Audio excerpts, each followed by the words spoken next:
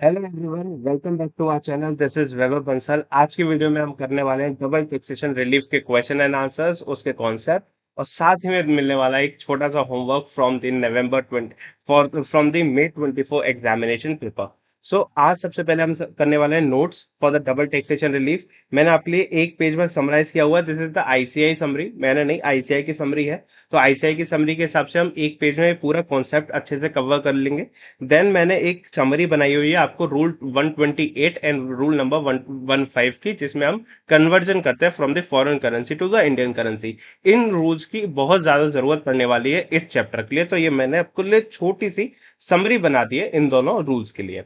Then हम इसकी करने वाले हैं क्वेश्चन बैंक। क्वेश्चन बैंक मैंने आपको अब पूरी क्वेश्चन बैंक दे दी है, जिसमें हमने 29 क्वेश्चंस को कवर किया है। बट इसमें जैसे मैंने अपनी सीरीज पे भी कहा था, अनाउंसमेंट सीरीज में भी कहा था कि हम करने वाले हैं ए एंड बी कैटेगरी के क्वेश्चन ही। तो मैंने आपके लिए इसमें से 9 क्वेश्चंस को डिटरमाइन किया है जो आपको करने हैं। बाकी जो थ्योरी क्वेश्चंस है ये आप एक बार पढ़ सकते हो। अदरवाइज ये भी आप आराम से तब सॉल्व कर पाओगे जब आप एक मॉडल टेक्स्ट कन्वेंशन के एक बार जब आप उसका रिवीजन करेंगे। चैप्टर आपका मॉडल टेक्स्ट कन्वेंशन, उसका रिवीजन करने के बाद आप इसको भी आराम से इजीली सॉल्व कर पाओगे, और अभी भी कर सकते हो, आप चाहोगे तो अभी भी हो जाएगा, कोई इशू नहीं है। उसके बाद जैसे मैंने कहा था मे 24 से एक आपको क्वेश्चन मिलने वाला है। ये वो क्वेश्चन है और ये बहुत इजी क्वेश्चन है। आप इस वीडियो के बाद इस क्वेश्चन को आराम से करोगे और इस क्वेश्चन का आपको जवाब हमारी इस वीडियो में आपको लास्ट में देना पड़ेगा। जब आप इस वीडियो के एंड में जब आप इस क्वेश्चन को सॉल्व करेंगे तो आप कमेंट बॉक्स में अपना आंसर जरूर से बताएंगे। ठीक, ये आज का हमारा शेड्यूल रहने वाला है। हम डबल टैक्सेशन को शुरू करने वाले हैं। DT double A double taxation relief है, उसके बारे में हम शुरू करते हैं। उससे पहले हम चलिए थोड़ा सा बेसिक जान लेते हैं। तो आज की वीडियो को शुरू करते हैं। और अगर आपने अभी तक हमारे सेक्शन 9 पे 45 की वीडियो नहीं देखी है, वो आप जरूर से देख लीजिएगा। बहुत अच्छी वीडियो है, बहुत अच्छे कमेंट्स मिले हमारे को उस वीडियो पर, तो वो वीडियो आप जरूर से ध्यान से देख लीजिएगा। उसकी लिंक डिस्क्रिप्शन बॉक्स में भी मिल जाएगी और ऊपर कहीं आई बटन में भी आपको मिल जाएगी, तो वो एक बार देख लीजिएगा, उसके बाद ये कर लीजिएगा। ओके, हम इसमें A and B category series को शुरू कर रहे हैं, जिसमें कि आपको डीटी में एग्जाम्शन लाने में आसानी हो, और इसके लिए मैं आपके लिए पूरी जिम्मेदारी लेता हूं कि आपको अच्छे से डीटी कंप्लीट करवा के मुझे देनी है। जिससे मैंने जितने भी टॉपिक्स बताए उतने तो मैं करवा के दूंगा, बाकी अगर कोई टाइम मिलता है मुझे तो मैं बाकी के टॉपिक्स भी करवा के आपको साथ में दूंगा। तो with this, let's start double taxation relief. देखिए, जैसे कि चैप्टर ही कहता है, चैप्टर के नाम में ही लिखा है डबल टैक्सेशन से मिलने वाली रिलीफ। तो डबल टैक्सेशन को पहले समझना पड़ेगा। डबल टैक्सेशन क्या है?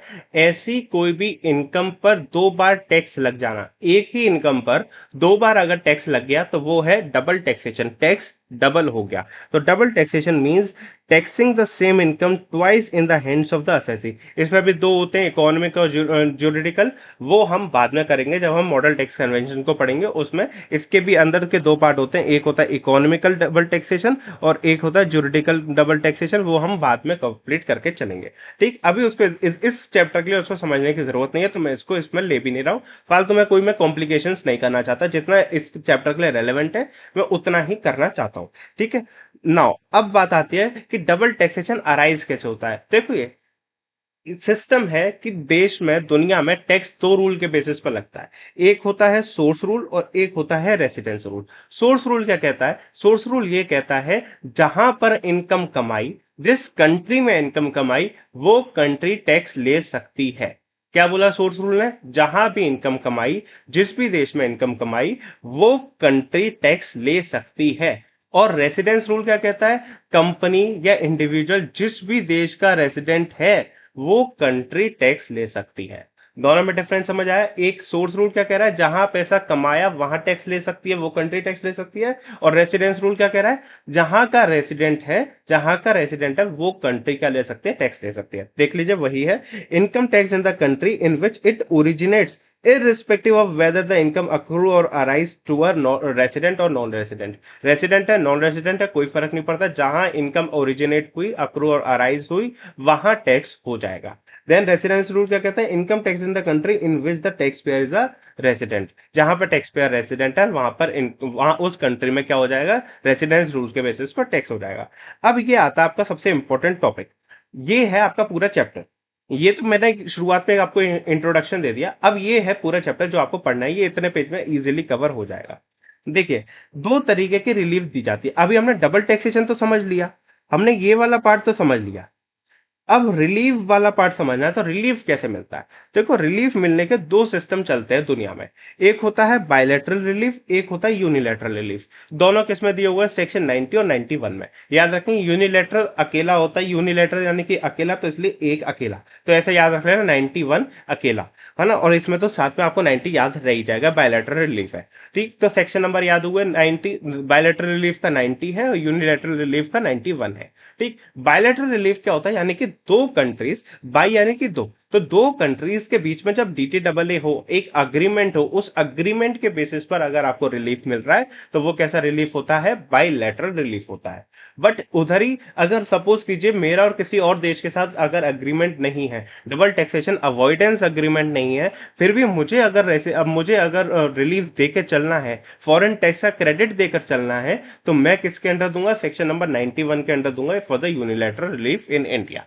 इतनी बात समझ आई। बायलैटरल जब दो देशों के बीच में अग्रीमेंट हो, यूनिलैटरल जब दोनों देशों के बीच में अग्रीमेंट ना हो। यूनिलैटरली हम अपनी तरफ से क्या दे रहे हैं, एक रिलीफ दे रहे हैं। इतनी बात समझ आई। देखिए, agreement with the foreign countries और स्पेसिफिक कंट्रीज बायलैटरल रिलीफ में आ गया, स्पेसिफाइड टेरिटरीज, और countries with no agreement exist, जिसके पास कोई अग्रीमेंट नहीं है, वो यूनिलैटरल रिलीफ के अंडर क्या देकर चलेगा, आपको रिलीफ देकर चलेगा। तो देखिए, अग्रीमेंट होते क्यों है, अग्रीमेंट का ऑब्जेक्टिव क्या है, ये क्वेश्चन है, कभी कभार आईसीए पूछ लेती है, तो इसको एक बार इसे कीवर्ड्स याद करके चलना। अग्रीमेंट की जरूरत क्यों है, देखिए, तो सीजी एंटर कर सकती है एक अग्रीमेंट में with the government of any country outside India, किसी और कंट्री के साथ, या फिर किसी और स्पेसिफाइड टेरिटरी के साथ। स्पेसिफाइड टेरिटरीज क्या है, वो उसने बताई थी सीबीडीटी ने, हमारे लिए इसके लिए, इस चैप्टर के लिए इंपॉर्टेंट नहीं है स्पेसिफाइड टेरिटरीज क्या है, बाद में देखेंगे। और स्पेसिफाइड एसोसिएशंस आउटसाइड इंडिया।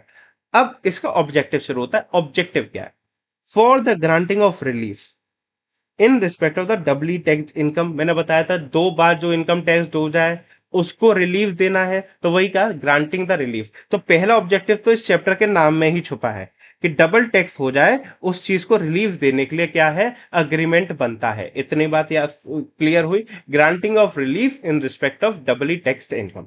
ठीक, next, for the avoidance of for the avoidance of double taxation of income without creating opportunities for non-taxation or reduced taxation through tax evasion or tax avoidance।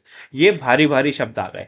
अब कहना क्या चाहता है, देखिए, avoidance of double taxation of income without creating opportunities of non taxation और reduce taxation. ऐसा नहीं होना चाहिए कि हम रिलीफ तो देना चाह रहे हैं, पर सामने वाली पार्टी यानी कि जो असेसी है वो क्या करे, हमारे रिलीफ के चक्कर में, हमारे अग्रीमेंट के चक्कर में आप लोग क्या करें, एक कोई ऐसी अपॉर्चुनिटी क्रिएट कर लें, इस तरीके से अपने ट्रांजेक्शन को रूट कर लें कि जिससे आप टैक्स इवेड कर जाएं या फिर टैक्स को अवॉइड कर जाएं।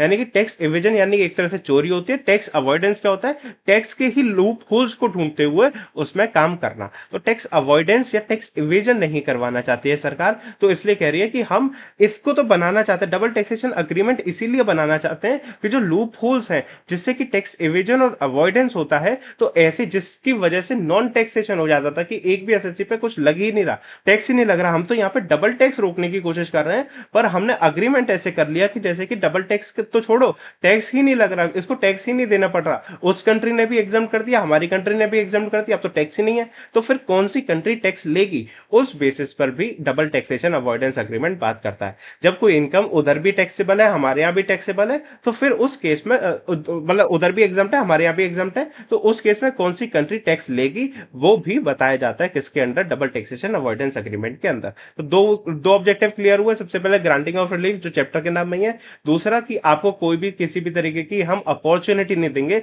जैसे कि आप नॉन टैक्सेशन कर लो, क्यों, किसकी वजह से, टैक्स इवेजन की वजह से या फिर टैक्स अवॉइडेंस की वजह से। इतनी बात क्लियर हुई।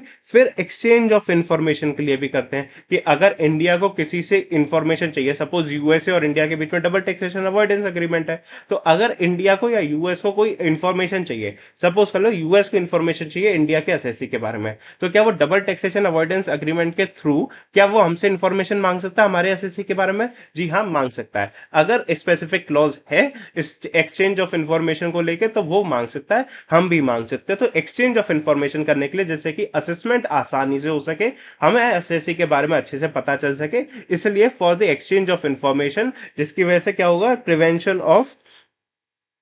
ऑफ इवेजन ऑफ अवॉइडेंस होगा, इसके लिए हमें एक्सचेंज ऑफ इन्फॉर्मेशन करते हैं। And last for recovery, exchange of information क्यों करा, क्योंकि हमारे को टैक्स रिकवर करना था भाई, टैक्स रिकवर करेंगे तभी तो एक्सचेंज कर इन्फॉर्मेशन लेने की जरूरत पड़ी, तो रिकवरी ऑफ टैक्स। तो आप इनको सेट बना सकते हो, ये दो सेट बना लो और ये दो सेट बना लो। तो एक तो है ग्रांटिंग ऑफ रिलीफ, ये तो चैप्टर के नाम पे ही है। दूसरा अवॉइडेंस ऑफ डबल टैक्सेशन है थ्रू टैक्स इवेजन और अवॉइडेंस, ये एक सेट हो गया।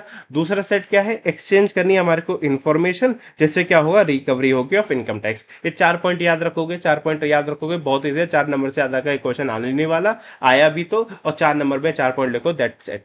आप पहले ऊपर लिख देना डबल टैक्सेशन, समझा देना डबल टैक्सेशन क्या है, उसके बाद ये 4 पॉइंट लिखोगे, दैट इज इस, इसके अलावा आपको इसमें कुछ और करने की जरूरत है नहीं। Now double taxation avoidance agreement की टैक्सेबिलिटी कैसे होती है, देखो टैक्सेबिलिटी आपको बहुत इजीली याद रखनी है। सेक्शन 90 क्या कहता है, इनकम टैक्स और double taxation avoidance agreement whichever is lower, whichever is beneficial to the assessee, अब वो लेकर चलेंगे। क्या लेकर चलेंगे, taxability as per the income tax act और टैक्सेबिलिटी एज पर द डीटीडब्ल्यूए whichever is beneficial to the assessee, आप वो मान के चलेंगे। सपोज कर लीजिए इनकम टैक्स एक्ट में रेट है 20% और डीटीडब्ल्यूए रेट बताता है कितनी, 10%, तो whichever is more beneficial to the assessee, डीटीडब्ल्यूए, क्योंकि उसमें रेट क्या है, कम है, तो आप डीटीडब्ल्यूए को मानेंगे, इनकम टैक्स को इग्नोर कर देंगे। इतनी बात समझ आई। देख लो, taxability of income would be determined based on the डीटीडब्ल्यूए और income tax act 1961, whichever is more beneficial to the assessee. Assessee के लिए बेनिफिशियल है, आपके लिए सरकार के लिए बेनिफिशियल नहीं, यहाँ पर एसएससी के लिए बेनिफिशियल रखा है। Charge of tax on foreign company, अब देखो एक प्रॉब्लम क्या थी हमारे देश में, अगर आपको पता हो, कंपनीज के लिए, डोमेस्टिक कंपनीज के लिए टैक्स रेट क्या है, 25% भी है, 22% भी है, 15% भी है और 30% भी है। तो मैक्सिमम मैं कहूं 30% है टैक्स, ठीक। अब यहीं पे मैं अगर फॉरेन कंपनी की बात करूं तो फॉरेन कंपनी पर तो फ्लैट 40% का टैक्स लगता है, ठीक। हम यहां पर कह रहे हैं कि इनकम टैक्स एक्ट और DTW which ever is beneficial, तो अगर कोई फॉरेन कंपनी ये कहे कि हमारे साथ तो भेदभाव हो रहा है, आप डोमेस्टिक कंपनी से 30% का टैक्स ले रहे हो मैक्सिमम और हमसे सीधा 40% की बात कर रहे हो, ये तो भेदभाव है, तो सरकार ने इस बात को क्लियर कर दिया। सरकार कह रही है the charge of tax in respect of the foreign company at a rate higher than the rate at which a domestic company is chargeable shall not be regarded as less favorable charge or levy of tax in respect of such foreign company। तो सरकार कह रही है ये वाली बात हमसे मत लेकर आना कि 30% और 40% है लेस फेवरेबल हम ट्रीटमेंट दे रहे हैं,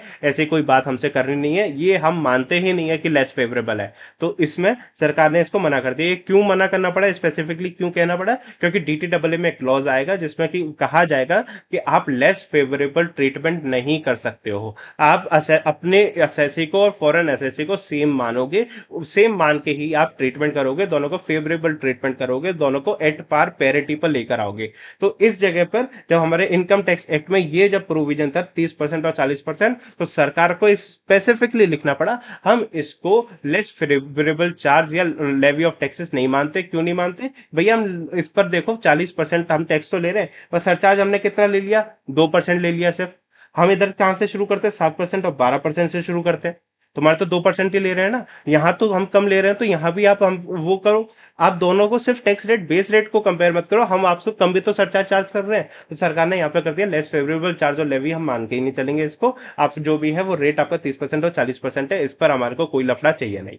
इतनी बात क्लियर हुई। देन अब ये डीटीडब्ल्यू है, तो डीटीडब्ल्यू के अंदर रिलीफ लेने के लिए सरकार ने कहा एक हमें पता तो होना चाहिए आप यूएस के ही रेसिडेंट हो, आपने यूएस में टैक्स दिया हुआ है, यूएस के रेसिडेंट हो, तो और आपने इंडिया में भी टैक्स दिया, तभी हम आपको रिलीफ देंगे। तो सरकार कह रही है ठीक है, इस बात को हमारे को बताकर आपको चलना पड़ेगा। और वो हम कैसे मानेंगे कि आप यूएस के रेसिडेंट हो, तो यूएस में जाओ, यूएस में आपको क्या लेना पड़ेगा, सर्टिफिकेट लेना पड़ेगा जिसका नाम है टैक्स रेसिडेंसी सर्टिफिकेट, कि आप यहीं के टैक्स रेसिडेंट हो, आप यहीं पर टैक्स देते हो यूएसए में, तो आपको ये लेना पड़ेगा। जब तक ये नहीं लोगे सरकार डीटीडब्ल्यू का बेनिफिट आपको देकर नहीं चलेगी। अब देखो, in order to claim DT double taxation relief, the NR to whom such DTAA applies has to obtain a TRC, इसको शॉर्ट फॉर्म में TRC कहेंगे, tax residency certificate, from the the government of that country or the specified territory. The NR to also provide such other document and information as may be prescribed for claiming the treaty benefits. तो उसको और भी कोई document लेने होंगे तो वो लेकर चलेगा। इतनी बात क्लियर हुई? तो इसमें आपको कोई प्रॉब्लम हुई? बायलैटरल रिलीफ आपको इजीली समझ आया? आपको मेनली क्या याद करके चलना है इसमें? सिर्फ और सिर्फ ऑब्जेक्टिव याद करना, बाकी के 3 चीजें आपको याद करने की जरूरत नहीं है। बस ये पता होनी चाहिए कि टैक्स रेसिडेंसी सर्टिफिकेट लेकर कुछ चलना है, ये फेवरेबल चार्ज है, मतलब ये लेस फेवरेबल चार्ज नहीं है, इतनी बात आप मानोगे। और ये 4 नंबर के लिए आप ऑब्जेक्टिव याद करके रखोगे, कभी कभार ऐसे पूछ लेती है। इतनी बात क्लियर हो गई? हो गई। अब तो ऑब्जेक्टिव भी है, ऑब्जेक्टिव में हो सकता है एक आध नंबर का ये ऑब्जेक्टिव पूछ ले कि कौन सा DTAA का बेनिफिट है और कौन सा नहीं है। इतनी बात समझ आई? ऑब्जेक्टिव क्या है, ऑब्जेक्टिव नहीं है। अब आ जाओ, हम बात करते हैं यूनिलैटरल रिलीफ पे। यानी कि अब कंट्री अकेली ही खड़ी है, अकेले ही बेनिफिट दे रही है, सामने वाली कंट्री तो बेनिफिट दे नहीं रही है, हम बेनिफिट दे रहे हैं। तो हम बेनिफिट कब देंगे? जब वो हमारा रेसिडेंट हो। हम सामने वाले की नॉन रेसिडेंट की हम क्यों फिक्र करेंगे? भाई हमारा रेसिडेंट है, हमारे यहाँ रहता है, तो हम सिर्फ और सिर्फ उसी की फिक्र करेंगे, हम घर वालों की फिक्र करेंगे, बाहर वालों की फिक्र नहीं करके चलेंगे। तो सरकार ने भी यही कहा, हम उन्हीं को देंगे जो हमारे यहाँ पर रेसिडेंट होंगे लास्ट ईयर में। रेसिडेंट बोला है, आप ROR और RNOR मत मान लेना, ठीक है? सिर्फ क्या बोला है? रेसिडेंट बोला है। ऑर्डनरी हो नॉट ऑर्डनरी हो कोई फर्क नहीं पड़ता, रेसिडेंट होना चाहिए। इतनी बात क्लियर है? हाँ जी सर, क्लियर है। नेक्स्ट, अब कंडीशंस क्या क्या है? देखो कंडीशन सिर्फ पढ़ के चलनी है, कोई यूज की नहीं है, सिर्फ कंडीशन पढ़ो।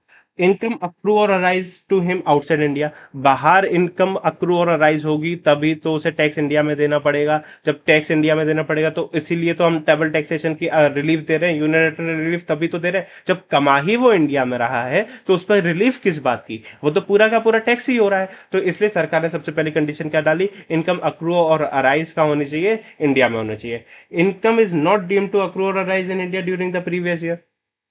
Take the income in question has been subjected to income tax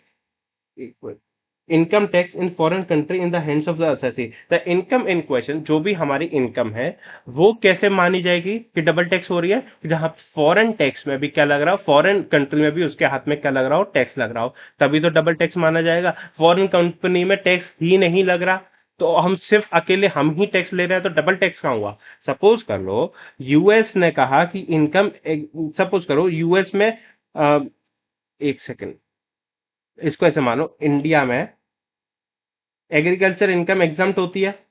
आपको पता है इंडिया में कमाई हो तो एग्रीकल्चर इनकम क्या होती है? एग्जाम्प्ट होती है। यूएस में नहीं होती। यूएस में एग्रीकल्चर इनकम पे मान लो टैक्स लेते हैं, तो एक ही कंट्री ने टैक्स लिया, दो कंट्री ने तो टैक्स लिया ही नहीं, तो वो क्या डबल टैक्सेशन हुआ? नहीं हुआ। तो इन ऐसे केसेस को हटा दिया। टैक्सेशन, डबल टैक्सेशन अब तभी मानेंगे जब इंडिया भी टैक्स ले और यूएस भी टैक्स ले, तभी तो डबल टैक्सेशन होगा। ठीक, नाउ आगे बढ़ते हैं। The assessee has paid tax on the income in the foreign country.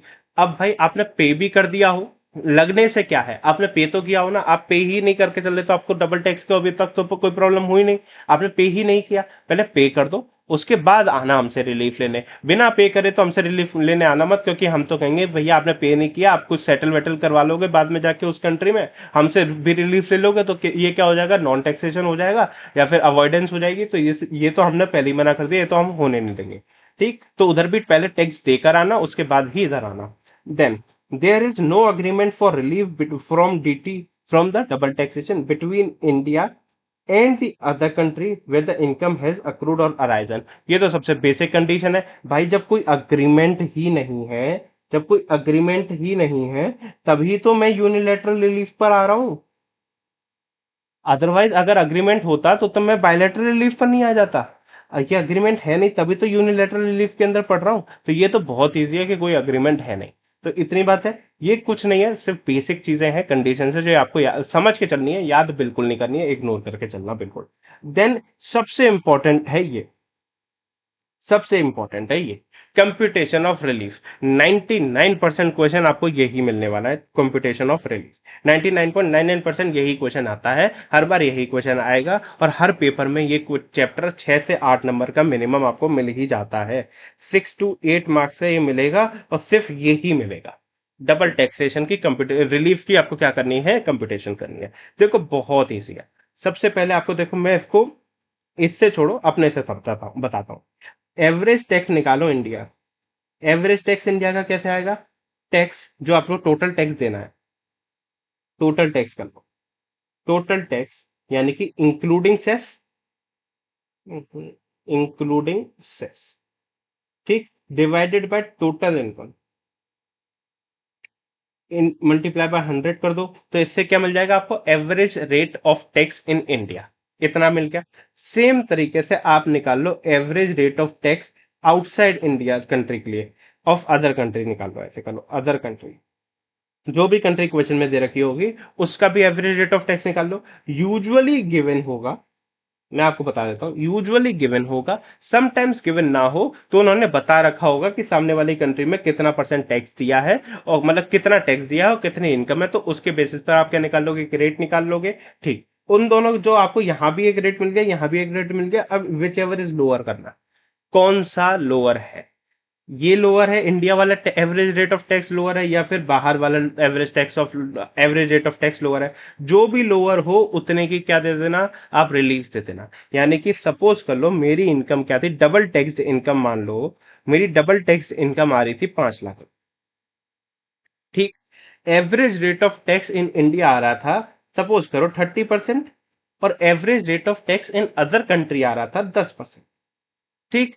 तो सरकार क्या करिए, आप 10% यहां देकर आए, आप हमें 30% दे रहे हो, तो यानी कि डबल टैक्स कितना हुआ, हुआ तो सिर्फ 10% का ना, डबल टैक्स 10% का ही तो हुआ। तो इसलिए सरकार कह रही है which ever is lower, whichever is lower क्या है, 10% है, 10% का आप दो, यानी कि 50,000 रुपए, इतने का रिलीफ मिल जाएगा। तो आप अपनी टोटल इनकम में से, सॉरी टोटल टैक्स में से 50,000 रुपए माइनस कर देना, बचा कुचा क्या हो जाएगा आपका टोटल टैक्स जो आपको पे करना होगा, यानी कि 4,50,000। ये तो सॉरी डबल टैक्स है, जो भी आपका होगा, जो भी आपके क्वेश्चन में होगा उसके हिसाब से आप इसको माइनस करेंगे, तो आपको क्या मिल जाएगा, आपको डबल टैक्स इनकम मिल जाएगी। इतनी बात समझ आई, यही है पूरा प्रोविजन, देख लो, डबली टैक्स इनकम, यानी कि वही 5 लाख रुपए multiply by Indian rate of tax, और rate of tax in the said country, यानी कि other country whichever is lower. तो डबल टैक्स इनकम को आपको मल्टीप्लाई करना है इससे, ठीक है ना, Indian tax, Indian rate of tax ले लो, या फिर rate of tax of other country ले लो, विच एवर इज लोअर, उससे आपको क्या कर देना, डबली टैक्स इनकम को मल्टीप्लाई कर देना, ये आपका आंसर हो जाएगा। आपको इस तरीके से सॉल्व करना है, मैं भी जितने क्वेश्चंस कराऊंगा आपको इसी तरीके से सॉल्व करवाऊंगा। पहले India average rate of tax निकाल लो इंडिया का, फिर अदर कंट्री का निकाल लो, उसमें से देख लो विच एवर इज लोअर, उसको मल्टीप्लाई कर दो डबली टैक्स इनकम से, जो आया उतने की रिलीफ दे दो from the tax to be payable in India, उसमें से दे दोगे, बचा कुछ आप पे कर देना, इतने की आपको क्या मिल गई, रिलीफ मिलकर चलेगी, 50,000 रुपए की आपको रिलीफ मिल जाएगी। इतनी बात समझ आई, यही यही आपको पूरा कैलकुलेट करना है, आपको टोटल इनकम निकालनी है, ये कैलकुलेट करना है, इसी के आपको आईसीआई कितने दे रही है, 6 से 8 नंबर देती है, और हर अटेम्प्ट में देती रहती है। तो इतना आपको समझ आया, ये ही पूरा प्रोविजन है। अब इसको लिए मैं आपको सिर्फ दो रूल समझाने वाला हूं, rule number 128 and rule number 115। ये बहुत इजी रूल्स है, कुछ नहीं है, बहुत बेसिक रूल्स है, ये कर लो, सारे क्वेश्चन इससे सॉल्व हो जाएंगे। देखो, रूल नंबर 115 क्या कहता है, रूल नंबर 115 ये कहता है कि अगर आपने फॉरेन में कोई इनकम कमाई है, तो फॉरेन की इनकम को इंडिया में कन्वर्ट करने के लिए कौन सी रेट अप्लाई करेंगे, ठीक, इनकम बोलिए, इधर क्या बोला है, इनकम। और रूल 128 क्या कहता है, रूल 128 क्या कहता है, टैक्स की बात करता है, टैक्स वॉज पेड और डिडक्टेड। तो रूल वन, जब भी आपका टैक्स की बात होगी आप रूल नंबर 128 लगाओगे, जब भी आपकी इनकम की बात होगी आप क्या लगाओगे, रूल नंबर 115 लगाकर चलोगे। इतनी बात क्लियर हुई, हाँ जी क्लियर हुई। तो income in foreign country currency converted in INR at TTBR of SBI, TTBR क्या होता है, telegraphic transfer at buying rate, TTBR at of SBI on specified date, ये क्वेश्चन में आपको देके रखी होगी। अब देखो, आपने कमाया क्या बाहर से, आपने कमाया salary, interest on securities, dividend, shipping business से कोई इनकम हुई वो, या फिर कैपिटल गेन्स, इनमें से कुछ भी कमाया हो, तो आप रेट कौन सी लेंगे, लास्ट डे लेंगे of the immediately preceding month. जैसे कि आप सपोज कर लीजिए मैंने इनकम कमाई, ठीक, 31/3/2024, तो last day of the immediately preceding month, immediately preceding month क्या हुआ, उसका लास्ट डे लेना है, तो 28, ठीक, 28 और 29 लीप ईयर है, 29 लेकर चलोगे, 29 फरवरी 2024। इतनी बात क्लियर हुई, हाँ जी क्लियर हो पाई। बाकी देखो, हाउस प्रॉपर्टी हो या फिर कोई और अदर इनकम हो, तो आप last day of the previous year लोगे, last day of the previous year, इतनी बात क्लियर हो गई। तो इसमें आपको ये याद रखना है, सैलरी हो, इंटरेस्ट ऑन सिक्योरिटीज हो, डिविडेंड हो, शिपिंग बिजनेस हो और कैपिटल गेन की इनकम हो, तो आपको क्या करना है, last day of the immediately preceding month आपको लेकर चलना है। जिस मंथ में आपको इनकम हुई उससे जस्ट पीछे वाला मंथ में जाओ, उसकी लास्ट डेट देख लो, उसका टीटीबीआर देख लो, वही आपका क्या होगा, स्पेसिफाइड डेट हो, उसी डेट से आप क्या कर दोगे, आप कन्वर्जन कर दोगे। सेम आपने ये पढ़ा ना, last day of the immediately preceding month, वही कहता है रूल 28, रूल नंबर 128। वो कहता है टैक्स भी जब आपने पे किया ना, जब आपने टैक्स भी पे किया ना, वो भी इसी रेट से ही आप क्या कर देना, कन्वर्ट कर देना। Last day of the month immediately preceding the month, same उसी रेट से आप क्या कर देना, कन्वर्ट कर देना। तो रूल नंबर 128 और रूल नंबर 115 यही थे, इतने ही थे, इतना इजी है। तो इसमें कुछ टेंशन लेना नहीं है, ये पूरे खत्म हो गए। रूल नंबर 115, 11 और 128 कंप्लीट हो गए। फॉरेन टैक्स क्रेडिट यही चैप्टर है, इसमें हम क्या करेंगे, थोड़ी सी और डिटेलिंग में चले जाएंगे जब 128 पढ़ेंगे। थोड़ा सा इसमें फॉर्मेलिटीज है, थोड़ी और फॉर्मेलिटीज वो कर लेंगे। बाकी जो इस चैप्टर के लिए जरूरी था वो इस चैप्टर में हमने कंप्लीट कर लिया। इसके अलावा फॉरेन टैक्स क्रेडिट में कुछ ऐसा खास है नहीं। इतनी बात क्लियर हुई, तो ये हमारे पूरे कंप्लीट हो गए प्रोविजंस। अब सिर्फ और सिर्फ हमें बढ़ना है सिर्फ और सिर्फ क्वेश्चंस की तरफ। क्वेश्चंस मैंने कहा कि मैंने 9 आपके लिए ऐसे आइडेंटिफाई कर रखे हैं जो आपको करके चलने हैं। 9 क्वेश्चन से ही आप पूरा इस चैप्टर को कंप्लीट कर लेंगे। बाकी सारे क्वेश्चंस आपको बहुत ईजी लगने वाले हैं। इस चैप्टर में रिपीटेशन ऑफ क्वेश्चंस काफी हैं। इस चैप्टर में ऐसे क्वेश्चंस हैं जो बहुत ईजी क्वेश्चन है, आप कर लोगे। तो इसलिए मैंने 9 क्वेश्चंस ऐसे आइडेंटिफाई किए हैं जो आपको करने हैं। इसको कर लिया तो बाकी सारे क्वेश्चंस आपके बहुत इजीली हो जाएंगे।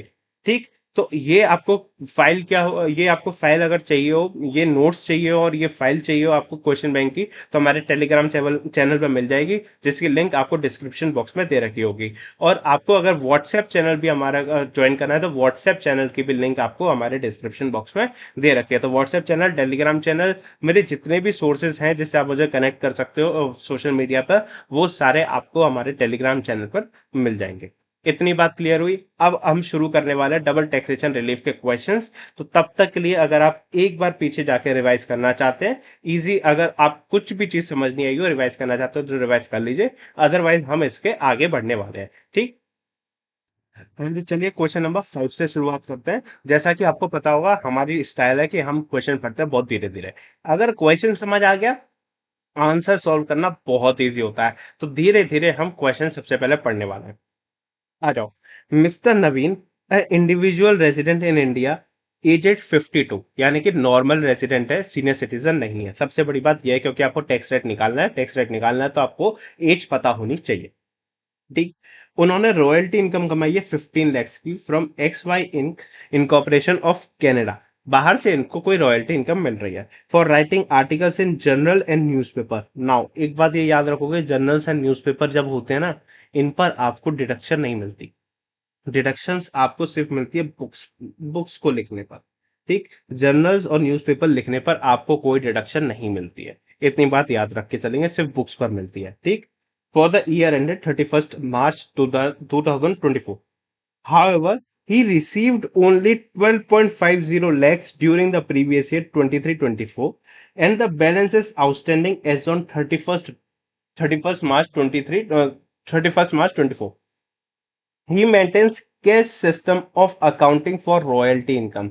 वो कैश सिस्टम को फॉलो करता है। तो हमारे लिए 15 लाख आप किसी काम का नहीं रहा, हम क्या करेंगे, सिर्फ और सिर्फ 12.5 लाख को ही कंसिडर करके चलेंगे, क्योंकि कैश सिस्टम है। कैश सिस्टम में जो होता है हम सिर्फ उतने को ही हम कंसिडर करके चलते, जितना मिला उतना ही हमारा कंसिडर होता है। ठीक, अब उसे कोई एक रेंटल इनकम भी मिली है 2.40 लाख की, जिसको ग्रॉस कह रखा है। ग्रॉस क्यों कह रखा है, क्योंकि हमारे को 24A की स्टैंडर्ड डिडक्शन आपको देख के चलनी पड़ेगी एट द रेट ऑफ 30% की। ठीक है, for from a house situated in Canada, Canada में ही है। इस पर भी इसने म्यूनिसिपल टैक्स पे किया हुआ है। द हाउस कितना, 10,000 रुपए का किया हुआ है, which is not allowed as deduction in Canada. तो ठीक है, हम पहले 2.40 में से 10,000 माइनस करेंगे, बचे कुछ पर हम 30% की डिडक्शन दे देंगे। जो भी आया वो हम अपनी इनकम में ऐड कर देंगे, क्योंकि रेसिडेंट है, इनकम में ऐड होना है। अब कह रहा है DTAA between India and Canada provides, यानी कि DTAA है। DTAA है तो सेक्शन क्या लगने वाला है, 90, सेक्शन नंबर 90 लगने वाला है। एक सेकंड, सेक्शन 90 लगने वाला है। ठीक, for tax at 15% in Canada without prejudice to the taxation of the same income in India. यानी कि सिंपल बात क्या कह रहा है, एवरेज रेट ऑफ टैक्स इसने दे दिया 15%। ठीक, कनाडा में क्या रेट लग रहा है? 15%।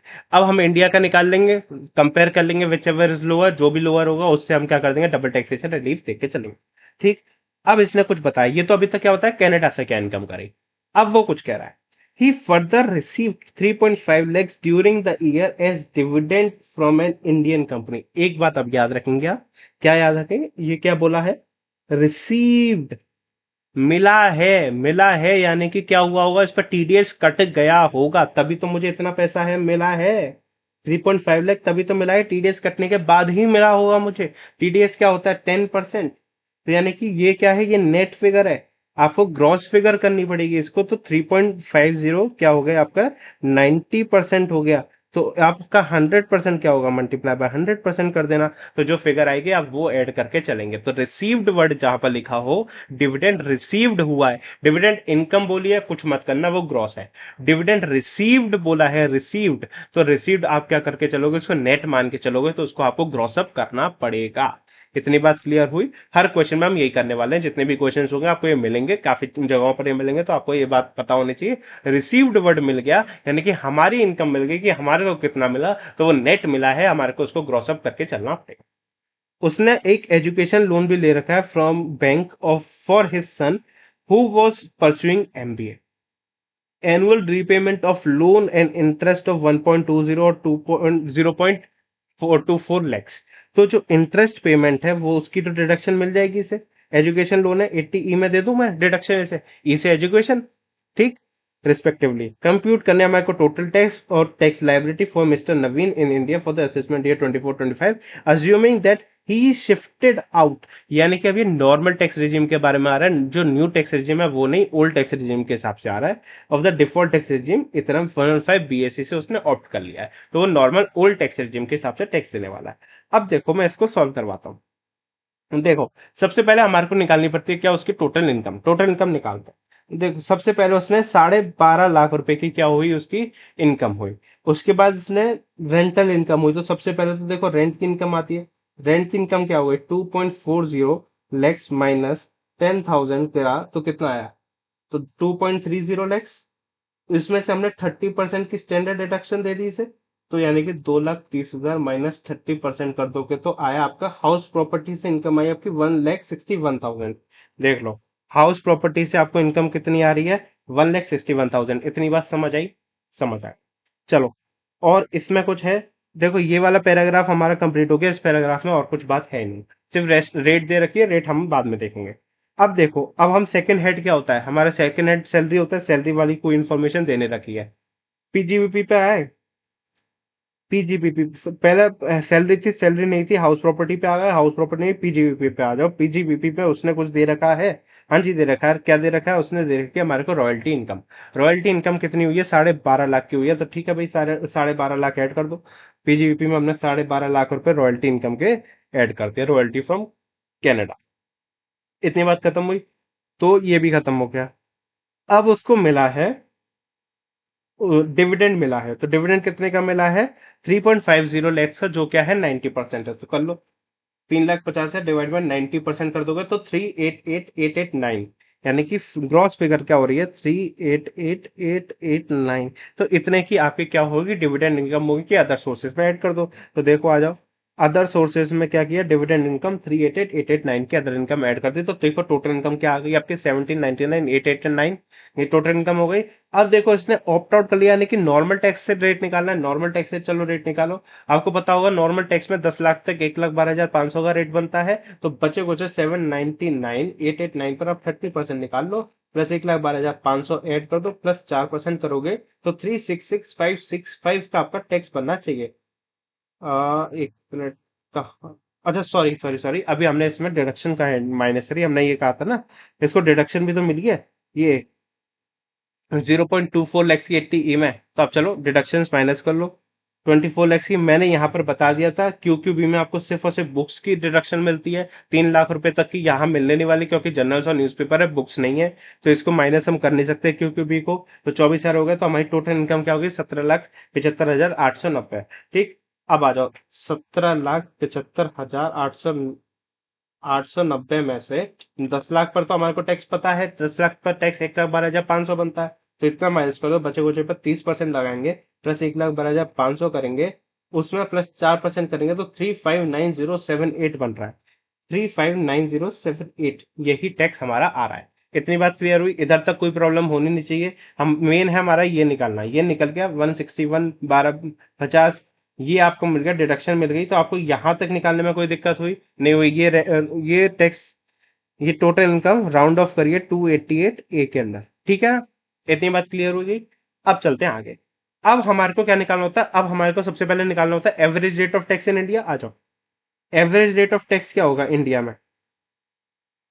359,078 का टोटल टैक्स लगा है, डिवाइडेड बाय टोटल इनकम क्या थी हमारी, मल्टीप्लाई बाय 100 कर लो। आ जाओ, 359,078 डिवाइडेड बाय 17,75,890 इंटू 100, तो 20.220 की हमारी कुछ रेट बननी चाहिए। ये रही एवरेज रेट ऑफ टैक्स, आ रही है 20.220, करेक्ट?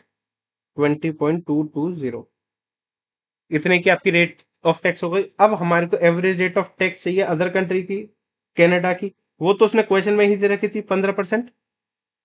ये रही 15%, देखो क्वेश्चन में ही दे रखी है। तो ठीक, विच एवर इज लोअर करते हैं हम, यानी कि 15% हो गया, तो 15% की हमारे को टैक्स की रिलीफ देनी है on the double tax income.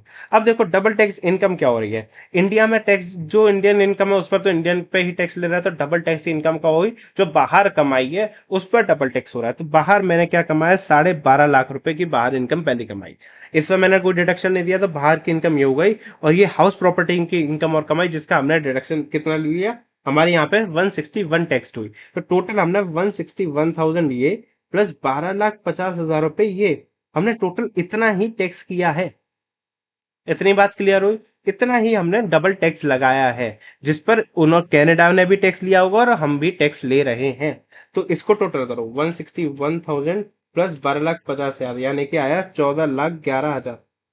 इसका हम कर देंगे 15%। 15% क्यों? क्योंकि हमने विच एवर इज लोअर निकाला था, उस पर ही रिलीफ देते 15% की। आ जाओ, इस पर निकालो 15%, तो 211,650। हमारा टैक्स क्या बन रहा था? ये बन रहा था 359,078। तो 359,078 में से आप रिलीफ दे दो 211,650 की, आप रिलीफ दे दो 359,078। तो आपको टोटल टैक्स पेबल क्या बनेगा, इसको राउंड ऑफ करेंगे 7,430, तो 14,74,30, इतने का आपका क्या बनना चाहिए, टैक्स बनना चाहिए 14,74,30। बन गया टैक्स, ये आपका क्वेश्चन सॉल्व हो गया। तो क्वेश्चन नंबर 5 में कोई इशू हो तो बोलो। इजीएस्ट क्वेश्चन था, स्टार्टिंग थी, इसलिए मैंने इजी क्वेश्चन लिया है, धीरे धीरे हम इसका लेवल बढ़ाते चलेंगे। क्वेश्चन नंबर 5 इजिली समझ आ गया? आगे चलो, क्वेश्चन नहीं आया हो तो एक बार रिपीट कर लेना, पर इजी है, समझ आ जाएगा। और आगे के क्वेश्चंस भी करोगे ना तो इससे टफ टफ मिलने वाले हैं, तो आपको वो इजीली, ये वाला बहुत इजी लगने वाला है, आराम से समझ आ जाएगा। आ जाओ, अब आते हैं क्वेश्चन नंबर 6 पर। देखो क्वेश्चन नंबर 6 क्या कहता है, मिस्टर रितेश है, रेजिडेंट है, एजेड 42 ईयर्स के हैं, है ना, following sum during the previous year 23-24 से मिला है।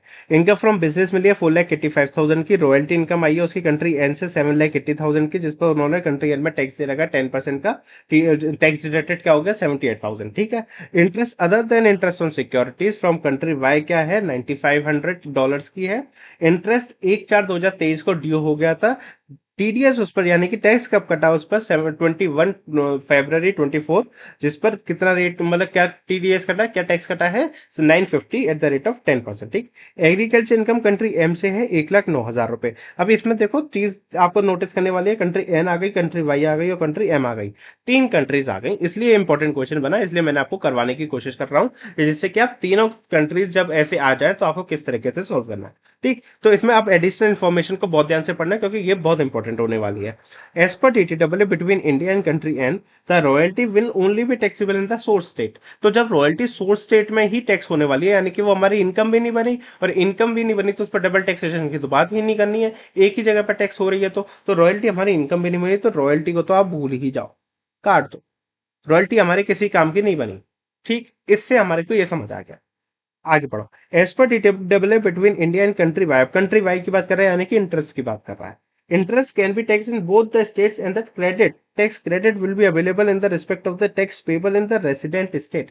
यानी कि रेसिडेंट स्टेट टैक्स का क्रेडिट देगा, दोनों कंट्रीज में टैक्स होगा। यानी कि ये बात है हमारे डीटी डबल है कि यहाँ पर हम क्या करके चलेंगे, यहाँ पर हम डबल टैक्स इनकम पर रिलीफ कैलकुलेट करके चलेंगे। तो ये हमारे काम की बात हुई। ठीक, आ जाओ। Agriculture income is exempt in country M but does not have DTW with country M. यानी कि वहां एग्जम्प्ट है, हमारे यहाँ तो एग्जाम नहीं है। हमारे यहाँ तो इंडियन इनकम होती है, अगर एग्रीकल्चर इनकम इंडिया से कमाई होती तो एग्जाम होती, कंट्री एम से कमाई है तो एग्जाम तो नहीं है। तो यानी कि 1,09,000 रुपए तो हमारे यहाँ पर तो टैक्स लगने वाला है। बट ये डबल टैक्सेशन नहीं है, क्योंकि कंट्री एम में टैक्स नहीं लग रहा, हमारे यहाँ लग रहा है। तो एक जगह लग रहा है, डबल टैक्सेशन नहीं है, इट जस्ट अ टैक्सेशन। तो हमारी इनकम में इंक्लूड हो जाएगा, एक ही बार टैक्स लग रहा है। तो कंट्री एम मतलब ये आप समझ लो, एग्रीकल्चर इनकम पर भी हमारे को कुछ कैलकुलेट करने की जरूरत नहीं है। तो जो हमारे को रिलीफ कैलकुलेट करनी है वो सिर्फ और सिर्फ किसकी करनी है, कंट्री वाई के लिए करनी है। इतनी बात समझ आई, क्योंकि यही डबल टैक्स हो रही है। ठीक, अब आ जाओ। टेलीग्राफिक ट्रांसफर बाइंग रेट ये दे रखा है डेट्स ऑफ यूएस डॉलर्स के लिए। 31 मार्च 23, 31 1 24, 21 2 24, 31 मार्च 24, 75, 78, 79 और 80 रुपीज का आपको क्या दे रखा है, रेट दे रखा है। अब हमारे को टोटल इनकम भी कंप्यूट करनी है, टैक्स पेबल भी कंप्यूट करना है। उसने ऑप्ट आउट कर लिया है 115 बीएससी से, यानी कि नॉर्मल रेट से टैक्स लगा के चलना है। तो देखो अब आ जाओ कंप्यूटेशन पर।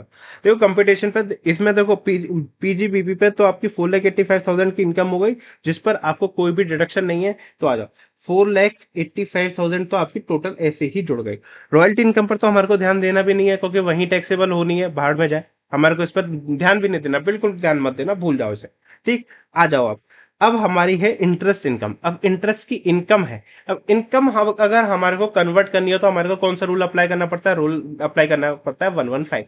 और ये other than interest on securities है। यानी कि क्या हो जाएगा, last day of the previous year. Last day of the previous year क्या हमारा, 31 मार्च 2024। तो 31 मार्च 2024 की क्या है रेट, 80। यानी कि इसको हम 80 से मल्टीप्लाई करेंगे, 9500 इंटू 80 से मल्टीप्लाई करो तो ये आती है आपकी इनकम 7,60,000 रुपए। इतनी बात क्लियर हुई, 7,60,000 रुपए। अब देखो इसने टैक्स भी किया, मैं टैक्स भी साथ में कर देता हूँ। टैक्स को कन्वर्ट करने के लिए मुझे कौन सा रूल चाहिए होता है, रूल नंबर 128। इतनी बात क्लियर है। रूल नंबर 128 क्या कहता है, last day of the immediately preceding month.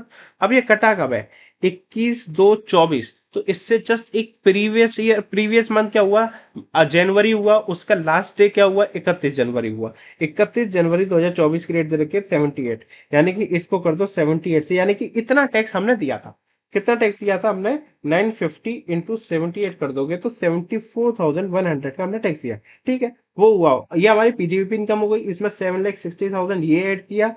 और साथ में हमारे एग्रीकल्चर इनकम हमारे यहाँ पे तो टैक्सेबल है ना, तो 109 हमने यहाँ पर टैक्स कर दिया। तो आ जाओ, 4,85,000 plus 7,60,000 plus 109,000 is equal to आया 13,54,000। ये हमारी टोटल इनकम हुई। अब आओ, टोटल इनकम पर अब हमारे को क्या निकालना है, टैक्स निकालना है। तो टोटल इनकम पर टैक्स निकालो, क्या होगा, 3,54,000 पर आप टैक्स निकालोगे 30% प्लस 1,12,500 प्लस 4%। तो ये आता है आपका टैक्स 227,450, राउंड ऑफ कर दिया 288 बी के अकॉर्डिंग। ठीक है, तो ये आपका आ गया। तो अब आप निकालते हो क्या, एवरेज रेट ऑफ टैक्स निकाल लो। इंडिया की एवरेज रेट ऑफ टैक्स क्या बन रही है, 227,450 डिवाइडेड बाय 13,54,000 मल्टीप्लाई बाय 100 कर दो। आ जाओ, अब 13 लाख तो आपका आएगा 16.798% का आपको क्या हो गया, एवरेज रेट ऑफ टैक्स लगा। इतनी बात समझ आ गई, इजी थी, कोई प्रॉब्लम नहीं है। जी हाँ, कोई प्रॉब्लम नहीं है। अब देखो आपने टैक्स कितना दिया। अब देखो 16,07 इतने पर हमारा डबल टैक्स इनकम है, यानी कि इनकम हमारी क्या है, डबल टैक्स यही है 9,500 की। इसी पर तो हमारा डबल टैक्सेशन हो रहा है, तो निकाल देते हैं। 9,500 पे अगर मैं 16.798% से निकालूं, मल्टीप्लाई बाय इसको 80 से करूंगा ना, तो देखो क्या रेट आना चाहिए, इंटू 80 मल्टीप्लाई बाय 16.798%, यानी कि 127,665 बनना चाहिए। हम देकर क्या है, 74,100 ओनली। तो डिडक्शन क्या मिलना चाहिए, विच एवर इज लोअर, 74,100 का। आ जाओ, इसमें से अगर हम माइनस कर दो, 74,100 माइनस कर दो, तो बचे कुछ हम क्या दे देंगे, क्या हुआ, माइनस कर दो 74,100, तो बचा कुचा हमारा क्या होगा, टैक्स पेबल हो गया। तो आ जाओ, 227,450 माइनस 74 74,100 माइनस किया तो यानी कि 153350 हमारे टोटल फाइनल फिगर होती है, देख लेते हैं। 153350 करेक्ट, यही है 153350। तो ये हमारी फाइनल फिगर आ गई, ये हमारा आफ्टर रिलीफ होगा। रिलीफ कितने का मिला आपको? 74,900। इसमें से ये आप जो माइनस कर रहे हो ना, रिलीफ अंडर सेक्शन 91 आप माइनस करके चल रहे हो, अंडर सेक्शन 90, क्योंकि यहाँ पे डी टी डबल ए है, ठीक है ना। तो अंडर सेक्शन 90 आप माइनस करके चल रहे हो, देख लो। 91 के अंडर तो देखो कोई रिलीफ मिली ही नहीं, निल है। डिडक्शन अंडर सेक्शन 90 मिला 74,100, वही आया 127,665, 127,665 ये निकल रहे थे, और 74,100 था, विच एवर इज लोअर लिया था हमने भी। देखो विच एवर इज लोअर ही लिया है इसमें भी। टैक्स पेबल इतने की हमारी डिडक्शन हो गई, तो डिडक्शन ले लो आप। यहाँ पर क्या होगा? तो whichever is being the lower, क्या हो गया? 74,100 के आपको लोअर की आपको डिडक्शन लेनी थी, डिडक्शन आपने यहाँ ले ली, तो बचा कुछ पे आपको क्या देना पड़ेगा? टैक्स देना पड़ेगा। क्वेश्चन नंबर 6 भी क्लियर हो गया? क्लियर है? नहीं हुआ जस्ट रिपीट करो, क्वेश्चन बहुत ईजी है। कुछ भी ध्यान नहीं देना, सिर्फ आपको अगर रूल नंबर 115 और 128 आता है तो बहुत ईजी है। सिर्फ आपको रेट सेलेक्ट करनी है, रेट सेलेक्ट कर लो कि आपका इजीली क्वेश्चन सॉल्व हो जाएगा। चलो आ जाओ, अब आगे बढ़ते हैं नेक्स्ट क्वेश्चन पे।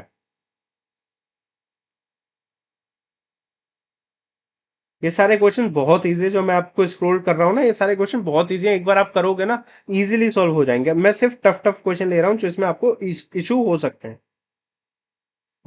आ जाओ, क्वेश्चन नंबर 14। ये देखो स्टडी मटेरियल का क्वेश्चन है, नवंबर 15 में भी आया हुआ था। आ जाओ, क्वेश्चन बहुत ध्यान से पढ़ेंगे, जैसे हमारा रूटीन है कि हम क्वेश्चन बहुत इजीली पढ़ते हैं।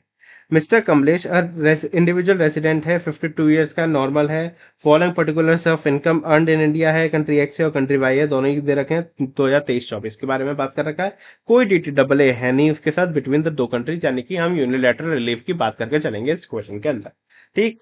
अब देखो प्रोफेशन यानी कि पीजीवीपी से हमारे 7,50,000 आए। एग्रीकल्चर इनकम एक्स के बारे में है 50,000। ठीक है, डिविडेंड रिसीव्ड है, वर्ड आया रिसीव्ड, जैसे ही रिसीव्ड आया, पर इसने आगे क्या बोल दिया? ग्रॉस लिख दिया है।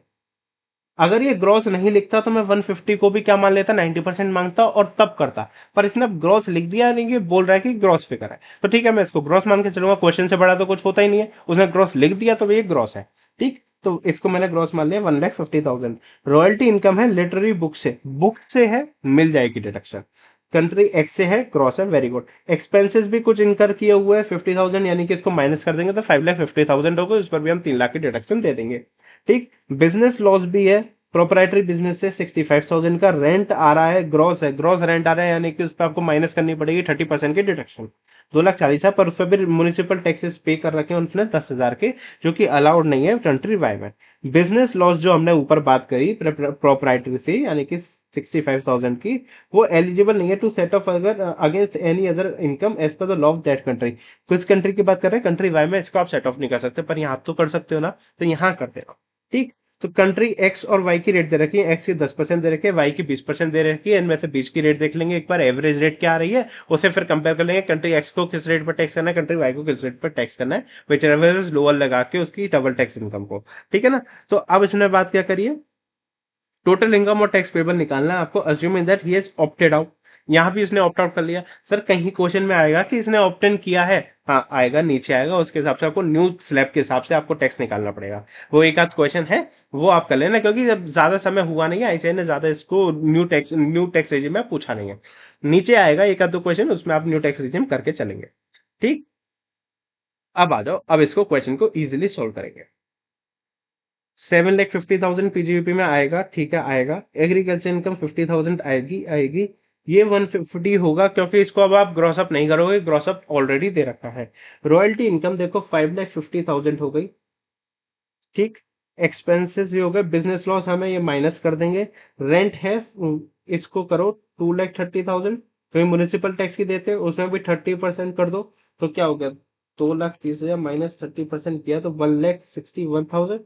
ठीक। अब आप निकालो टोटल इनकम। टोटल इनकम क्या हो गई? 750 प्लस ये प्लस 550 माइनस ये और प्लस 161। ठीक है, आ जाओ टोटल इनकम निकालो। 7,50,000 plus 50,000 plus 1,50,000 plus 5,50,000 minus 65,000 plus 1,61,000 is equal to आया 15,96,000। इतनी बात समझ आई? इजी है, कोई दिक्कत है नहीं है? देख लेते हैं। 15,96,000 करेक्ट। आ जाओ। अब इसमें हमने डिडक्शन देने की बात करी थी, डिडक्शन देते हैं हम रॉयल्टी इनकम की। रॉयल्टी इनकम की दे देते हैं 3 लाख रुपए की, हम फ्लैट डिडक्शन दे के चलते हैं। अगर कंडीशन फुलफिल होती है, यहाँ मान के चलिए कंडीशन फुलफिल्ड है, अगर कुछ नहीं बोला तो इतने की हमारी टोटल इनकम होनी चाहिए। ठीक है, इतने की टोटल इनकम हो गई, हो गई। अब इस पर निकालो टैक्स, टैक्स वही निकालना है, ऑप्ट ऑप्ट आउट कर लिया है इसने, तो चलो आ जाओ। -10 lakh multiply by 30% plus 1,12,500 plus 4% कर दो तो 209,352, तो 209,350 हो जाएगा राउंड ऑफ करके। आ जाओ, अब एवरेज रेट ऑफ टैक्स निकाल लो, क्या हो गया? 209,350 divided by 129,600 multiply by 100 is equal to क्या हो गया? डिवाइड बाय 12,96,000 इंटू 100, यानी कि 16.154% की आपकी क्या चल रही है? टैक्स आ रहा है। एवरेज रेट ऑफ टैक्स आ रहा है 16.154%।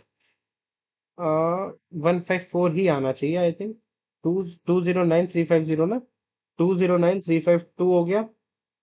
राउंड ऑफ नहीं किया, ठीक है इन्होंने, पर राउंड ऑफ करना चाहिए। तो 209,154 इसको करो, 209,352 डिवाइडेड बाय 12,96,000, 16.154 ही आना चाहिए या 15 होना चाहिए। क्वेश्चन कहाँ है? यह है, तो 154 ही तो है।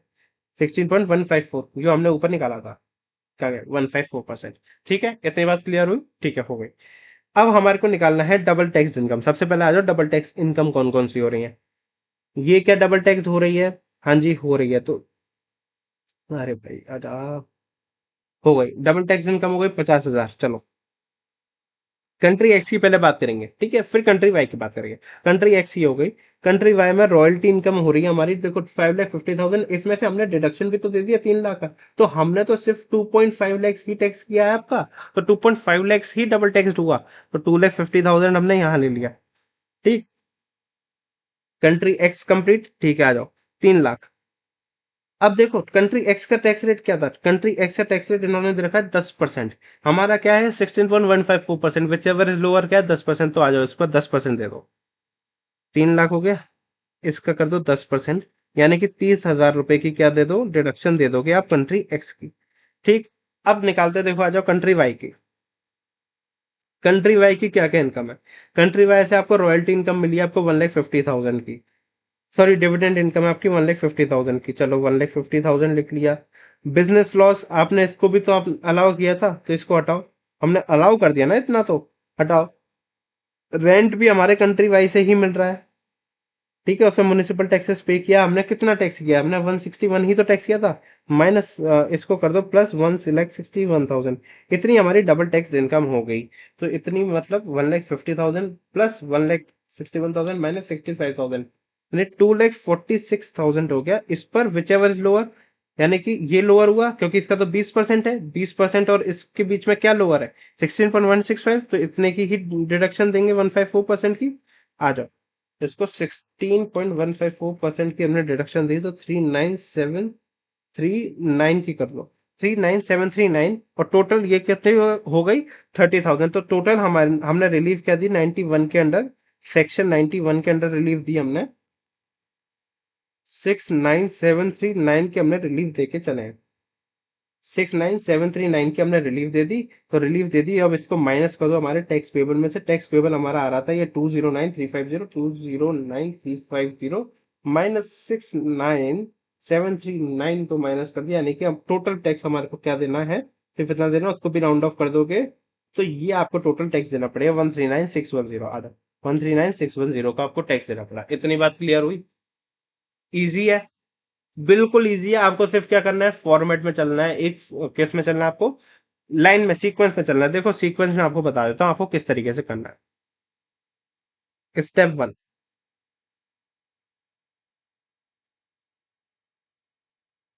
सबसे पहले आप अपनी टोटल इनकम निकालो,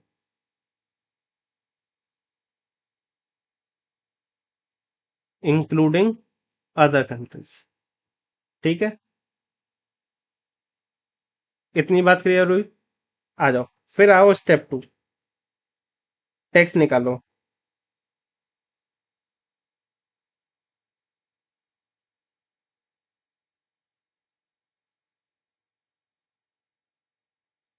step 3, average rate of tax निकाल लो।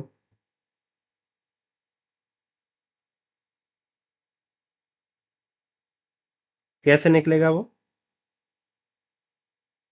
टैक्स ऑन टोटल इनकम, याद रखना ये इंक्लूडिंग सेस है, आपको सेस इंक्लूड करना पड़ेगा, divided by total income multiply by 100। ठीक। स्टेप 4 क्या होगा? आप निकालेंगे डबल टैक्स इनकम। ठीक।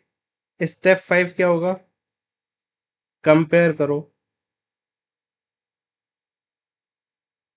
Average rate of tax in India versus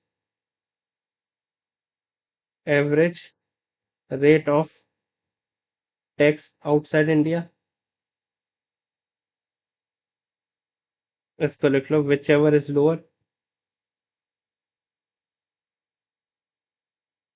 आ जाओ, स्टेप 6 क्या है? डबल टैक्स इनकम, या फिर इसको ऐसे लिख लो, स्टेप 4 में जो आपने डबल टैक्स इनकम निकाली मल्टीप्लाई बाय स्टेप 5 कर दो, तो ये आपकी क्या आ गई? ये आपकी नॉर्मल आ गई, डबल ये आ गया रिलीफ। आपको ये रिलीफ मिलनी चाहिए। और स्टेप 7 क्या हो जाएगा? आपको जो आपने टैक्स निकाला स्टेप 2 में, स्टेप 2 माइनस स्टेप 6, तो ये आपका फाइनल आंसर आया, ये आपका हो गया फाइनल आंसर। ये स्टेप्स आप फॉलो करेंगे, इसका आपको स्क्रीनशॉट लेना है तो आप ले लो, मैं इसमें रुक जाता हूँ 1 मिनट के लिए। अगर आपको स्क्रीनशॉट लेना है आप इसका स्क्रीनशॉट ले लो, नहीं तो ये फाइल आपको किसमें मिल जाएगी? हमारे टेलीग्राम चैनल पर मिल ही जाएगी। तो इतनी बात क्लियर हुई। ये करके चलोगे, ये स्टेप फॉलो करोगे, स्टेप 1 2 3 4 5 6 7, तो आपका आराम से सारे के सारे क्वेश्चन सॉल्व होंगे। ठीक। आ जाओ नेक्स्ट क्वेश्चन पर आते हैं। क्वेश्चन नंबर 14 हो गया। Question number 15। आ जाओ क्वेश्चन नंबर 15 पे। बहुत इजी क्वेश्चन है, मैं इसको सॉल्व भी नहीं करवाने वाला, सारे एडजस्टमेंट वही हैं, सिर्फ 1 से 2 एडजस्टमेंट को छोड़ के। उन 2 एडजस्टमेंट्स के बारे में बात कर लेता हूँ, बाकी आपको नॉर्मली आपको इसको सॉल्व करना है जैसे आज तक अभी तक क्वेश्चन हमने सॉल्व किए पहले। ठीक। बहुत इजी है, इसमें सिर्फ एक दो क्वेश्चन, एक दो एडजस्टमेंट आई है। एक तो सैलरी की एडजस्टमेंट आ गई है, सैलरी किस तरह से कैलकुलेट करनी है वो आपको आता है, फिर भी मैं एक बार बता दूंगा। एक ये एडजस्टमेंट आई है और एक 80D की एडजस्टमेंट आई है। इनके अलावा आपको कोई एडजस्टमेंट करने की जरूरत नहीं है, बहुत इजीली सॉल्व हो जाएगा। कैसे होगा देखो। बेसिक सैलरी कितनी दे रही है? 62,000 पर मंथ। 62,000 इंटू 12 कर दिया, यानी कि 7,44,000। उसमें डीए भी दे रखा है, तो डीए ऐड होता है 10% ऑफ द बेसिक सैलरी, तो 10% of the basic salary add कर दिया, यानी कि आपकी 8,18,400। अब सैलरी है तो स्टैंडर्ड डिडक्शन 50,000 की तो देकर ही चलोगे, माइनस 50,000 कर दिया, यानी कि 7,68,400 की तो ये बात हो गई। ठीक। एक बात ये, अब देखो रॉयल्टी इनकम है, ग्रॉस दे रखी है, कंट्री एम की है, लिटरेरी बुक्स की है, ये आपको एडजस्टमेंट अभी आती है, अभी जस्ट पहले वाले क्वेश्चन में करवाई। एक्सपेंसेस जस्ट इससे पहले वाले क्वेश्चन में बताया, तो इसको माइनस कर लोगे तो आ जाएगा आपको। रेंटल इनकम एन से है, और उस पर डिविडेंड इनकम भी है, तो रेंटल इनकम आपको पता है 30% का आपको स्लैब आपको स्टैंडर्ड डिडक्शन देना है, और डिविडेंड आपको दे रखी ग्रॉस में दे रखा है, तो आपको कुछ करने की जरूरत है, 2,20,000 ऐड कर लोगे। ये दे रखी है एक एडिशनल एडजस्टमेंट। देखो, मिस्टर राज ने परचेज किया है residential house in Bhopal for his residence for a consideration of 23 lakhs and paid 1% stamp duty on it. उसने 1% का स्टैम्प ड्यूटी दिया, यानी कि 20 लाख का 1% कितना हो गया? 23,000। 23,000 80C की डिडक्शन हो गई। ठीक। 80C में स्टैम्प ड्यूटी वैल्यू की इस तरह से डिडक्शन आपको मिल जाती है, तो 80C की ले लो। अब देखो स्टैंड इसने क्या किया, 26,000 का अपनी हेल्थ इंश्योरेंस प्रीमियम दिया है, और 50,000 का इंश्योरेंस प्रीमियम दिया फॉर फादर जो नॉन रेजिडेंट है 72 ईयर्स के। अब आप में से कुछ कहेंगे कि 60 ईयर्स से ऊपर है, स्टैंडर्ड डिडक्शन आपको मतलब जो इसकी डिडक्शन है वो 50,000 मिलनी चाहिए, बट ऐसा नहीं है। नॉन रेजिडेंट है, इस वजह से उसकी भी डिडक्शन 25,000 तक ही रिस्ट्रिक्ट हो गई है, तो 25,000 इधर मिली, 25,000 इधर मिली, तो टोटल 50,000 आपको मिल गई। कैसे मिली? 25 प्लस 25 आपको 50,000 की डिडक्शन मिल गई। इसके अलावा कुछ भी नहीं है इस क्वेश्चन में, बहुत ईजी है। देखो, कंट्री एम का तो टैक्स दे दिया फ्लैट 12%। कंट्री एन के बारे में कुछ बोला, वो क्या कहता है, इस पर 20% टैक्स लग रहा है डिविडेंड इनकम पर, और 15% टैक्स लग रहा है रेंटल इनकम पर। ठीक, तो इस पर ये बताने का क्या मतलब है, इस पर आपको एवरेज रेट ऑफ टैक्स निकालना पड़ेगा फॉर द कंट्री एन। आज तक कैसे निकालते थे, जैसे कंट्री अपनी कंट्री का निकालते थे इंडिया के लिए, वैसे ही सेम टू सेम निकाल लेना कंट्री एन के लिए। आप 20% निकालना डिविडेंड इनकम। डिविडेंड इनकम कितनी है मैं निकाल ही देता हूँ। डिविडेंड इनकम आ रही है आपकी 2,20,000 है। 2,20,000 पे आप निकाल दो 20% पर, और रेंटल इनकम पे 15%। तो आ जाओ 15% इसका निकाल दिया। ठीक, तो 2,80,000 इंटू 15%, यानी कि एक सेकंड, 2,80,000 इंटू 15%, 42,000 यहाँ आया। ठीक, और 2,20,000 इंटू 20%, 44,000 यहाँ आया, यानी कि 86,000 की हो गई on the income 5 lakh. 5 lakh की तो हुआ इसको मिला के। तो 5 लाख की इनकम पे 86,000 का टैक्स दे दिया, तो यानी कि एवरेज रेट ऑफ टैक्स क्या बन गया आपका, 86,000 divide by 5 lakh into 100 is equal to 17.20%। यानी कि 17.20% का इसका एवरेज रेट ऑफ टैक्स आ गया। इतनी बात क्लियर हो गई, इसमें कोई इशू तो नहीं है। बस अब क्वेश्चन में कुछ नहीं है, सिंपल ये यही बोल रहा है कि डबल टैक्सेशन अवॉइडेंस एग्रीमेंट नहीं है, तो सेक्शन 91 के हिसाब से निकाल लो। उसने ऑप्ट आउट कर लिया है, ऑप्ट आउट कर लिया, जैसे आज तक निकालते थे वैसे निकाल लो, बात खत्म। यही क्वेश्चन है, देख लो। 7,68,400 हुआ, 7,68,400 आया। ठीक, हाउस प्रॉपर्टी मैंने कहा था इस पर 30% दे देना, दे दिया। लिटरेरी बुक्स है 8,82,000 हो गया, उसकी माइनस करके डिडक्शन माइनस कर दिया, तो 8,82,000 आया। ठीक, डिविडेंड इनकम सेम ले लेना, ये आपकी टोटल इनकम आ गई। 80 सी में मैंने कहा था 23,000, यह है 83 में, 80 सी में, और 80 डी में आपका 50,000 की डिडक्शन हो गई। 50,000 की डिडक्शन यहाँ आ गई 80 डी में। ठीक, और क्यू क्यू बी में रॉयल्टी इनकम आपकी 3 लाख रुपए की डिडक्शन मिल दी जाती है, तो टोटल डिडक्शन, और ये आपकी टोटल इनकम हो गई। इस इनकम पे आप टैक्स निकालोगे, तो अब आ जाओ 16,93,400 minus 10 lakh multiply by 30% plus 1,250 plus 4%, तो 3,33,3,4,1 कुछ बनना चाहिए। 3,33,3,4,1 ये टैक्स बन गया। अब इसको डिवाइडेड बाय कर दो, 3,33,3,4,1 डिवाइडेड बाय 16,93,400 मल्टीप्लाई बाय 100, 19.684% या फिर 19.685%, कुछ भी कर लो। 19.685% आनी चाहिए आपकी, 19.685% की आपको रेट दे रखी है। ठीक है, परफेक्ट है, इतना क्लियर हो गया। ठीक, अब डबल टैक्स इनकम निकालनी है। देखो double tax income country M में क्या है, कंट्री एम में तो सिर्फ यही है, रॉयल्टी इनकम ही है। तो कंट्री एम में निकाल लो रॉयल्टी इनकम। इस पर भी आपने 3 लाख की डिडक्शन दी थी, तो माइनस कर देना। तो यानी कि 9,80,000 माइनस 98,000 माइनस 3 लाख, यानी कि 9,80,000 माइनस 98,000 माइनस 3 लाख, यानी कि 5,82,000, 5,82,000 हो गया। ठीक, उस पर और तो कुछ नहीं था ना कंट्री एम में, और उस पर इसने रेट क्या दे रखी है, 12%। हमारी रेट क्या आ रही है, हमारी रेट आ रही थी 19.685%, विच एवर इज लो है, यानी कि 12%। तो 12% इसको कर दो, यानी कि इतने का रिलीफ तो मिल गया।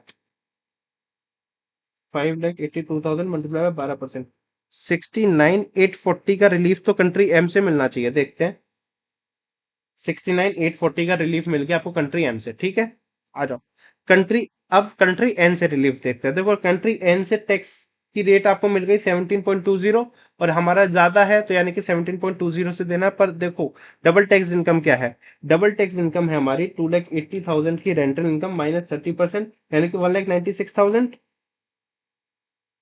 और ये क्या है 2,20,000 पूरी, तो यानी कि टोटल क्या हो गई 4,16,000। ठीक, इतनी डबल टैक्स इनकम है, इस पर आपको क्या देना पड़ेगा, 17.20% का आपको रिलीफ देना पड़ेगा। 71552, तो टोटल रिलीफ क्या हो गया 71552 प्लस 69840, यानी कि 141392। इसको टैक्स में से माइनस कर दो, वन देखो यार, 141392 माइनस किया, तो ये आपकी टैक्स टोटल आपकी नेट टैक्स लाइबिलिटी आ गई। इतनी बात क्लियर हुई। क्वेश्चन बहुत इजी था, मैंने फिर भी चलो सॉल्व करवा दिया, हालांकि मुझे सॉल्व करवाना बनता नहीं था इस क्वेश्चन को। बहुत इजी क्वेश्चन था, फिर भी सॉल्व करवा दिया। इस क्वेश्चन में कोई डाउट हो तो मुझे आप कमेंट बॉक्स में बता दीजिएगा। ठीक, इतनी बात क्लियर। आ जाओ नेक्स्ट क्वेश्चन देखते हैं। आते हैं क्वेश्चन नंबर 19 पर। ये क्वेश्चन आया नवंबर 2022 में। ठीक है, नवंबर 2022 में, बहुत इजी क्वेश्चन है, कुछ भी नहीं है। आपका रूल नंबर 115 आता है ना, बस ये वही है। एक बार अगर आप चाहो तो रूल नंबर 115 एक बार रिवाइज कर देखो। अगर इसमें हाउस प्रॉपर्टी की बात की गई है तो मैं हाउस प्रॉपर्टी की बात बता देता हूँ। हाउस प्रॉपर्टी पर आपको last day of the previous year करना पड़ता है, last day of the previous year पर आपको कन्वर्जन करना पड़ता है। ठीक है, बस इतनी बात आपको पता होनी चाहिए इस क्वेश्चन के लिए। आ जाओ। मिस्टर चेतन, ये भी बहुत इजी क्वेश्चन है, सेम चीजें बार बार रिपीट हो रही हैं, सिर्फ एक आध दो बातों को चेंज करके। तो एक आध दो वो बात क्या है वो मैं बता देता हूँ। मिस्टर चेतन है, इंडियन सिटीजन है, 51 ईयर्स की, इंडिया छोड़ दिया था उन्होंने 1 अप्रैल 2020 को to settle in country wide, but owing to some personal unavoidable circumstances he return back to India permanently on 1 June 2023। तो ये हमसे बात क्या करना चाह रहा है इनडायरेक्टली, ये बात करना चाह रहा है कि अब आप बताओ कि ये रेसिडेंट है कि नॉन रेसिडेंट है। रेसिडेंट है तो ROR है कि RNOR है, क्योंकि उसी बेसिस पर आप इनकम टैक्सेबल करोगे। तो इसलिए इसने ये बताया। तो देखो, रेसिडेंसी बनाने के लिए सबसे पहले तो 182 डेज का क्राइटेरिया पूरा कर दे तो रेसिडेंट तो बन सकता है। तो क्या ये 182 डेज का क्राइटेरिया पूरा कर रहा है? 1 जून 2023 से 31 मार्च 2024 तक ये आराम से 182 डेज कंप्लीट कर लेगा? कर लेगा। ठीक, अब ROR बनाने के लिए दो कंडीशंस होती हैं, दो एडिशनल कंडीशंस क्या होती हैं? सबसे पहले आप 2 आउट ऑफ 10 प्रीवियस ईयर्स में आप क्या होने चाहिए? रेसिडेंट होने चाहिए।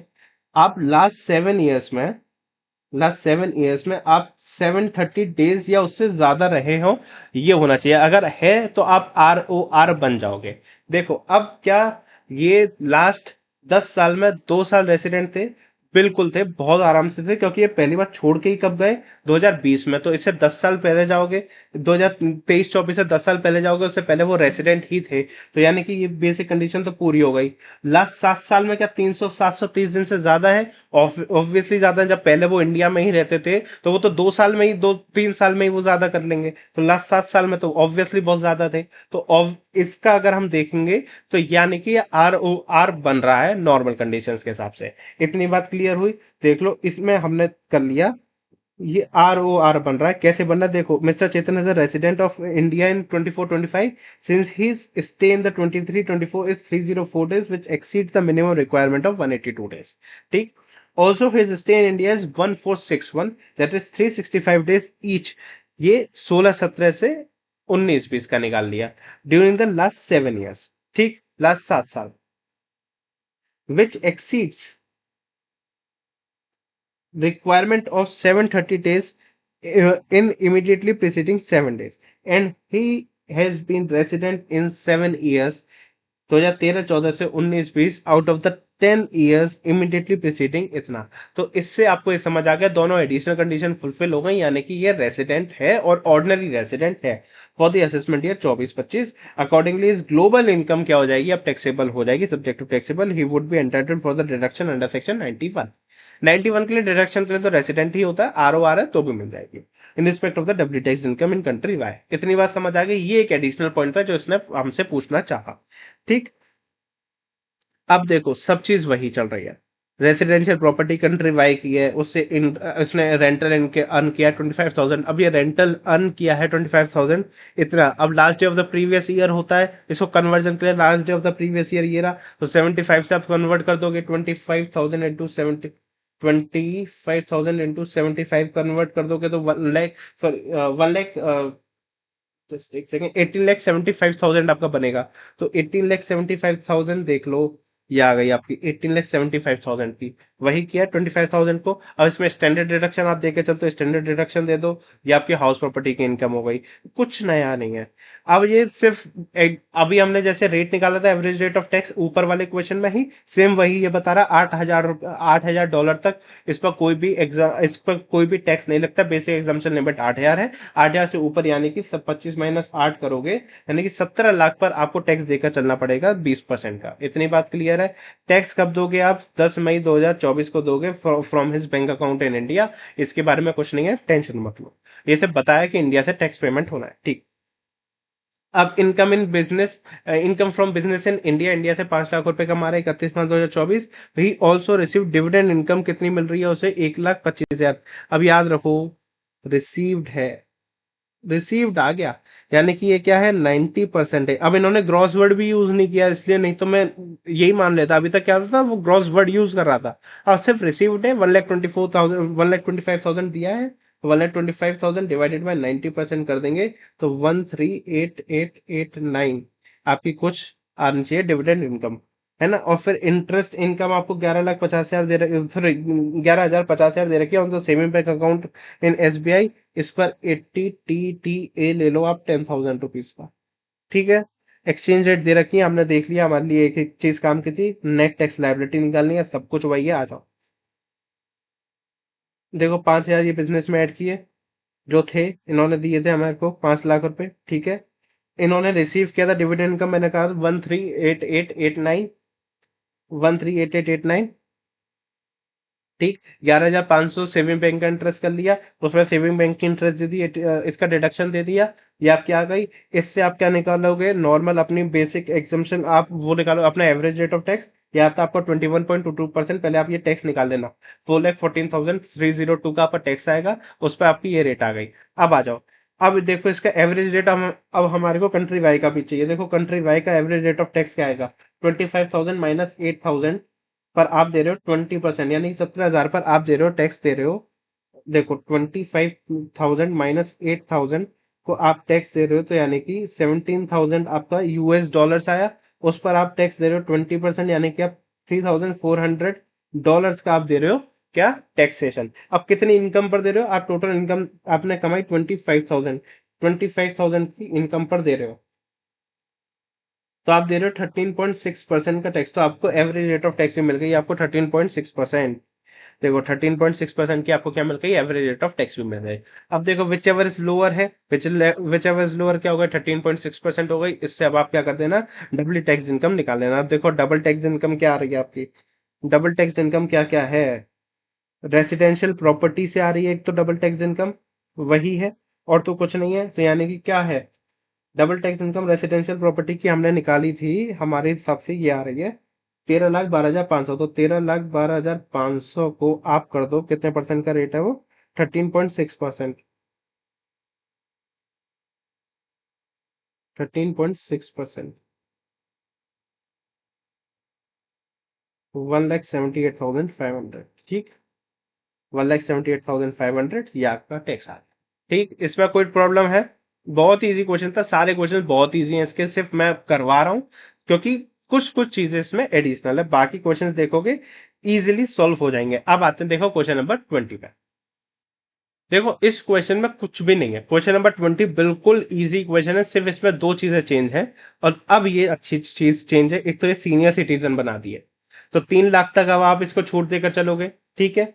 अगर इन्होंने ऑप्ट आउट नहीं किया हो, अब देखो न्यू टैक्स रिजीम में चलेगा, तो न्यू टैक्स रिजीम में तो वैसे ही 3 लाख तक एग्जम्पशन होती है। तो अब ये न्यू टैक्स रिजीम में चलेगा, तो अब आपको कैलकुलेट टैक्स पर न्यू टैक्स रिजीम करना है टैक्स। बाकी एडजस्टमेंट में कुछ भी चेंज नहीं है, सब कुछ वही है। बस देखो कंप्यूटेड दे दिया, तो अब आपको स्टैंडर्ड डिडक्शन देने की जरूरत नहीं है। कंप्यूटेड है यानी कि पूरी तरह से कंप्यूट करके दिया हुआ, तो सैलरी आपकी यही है।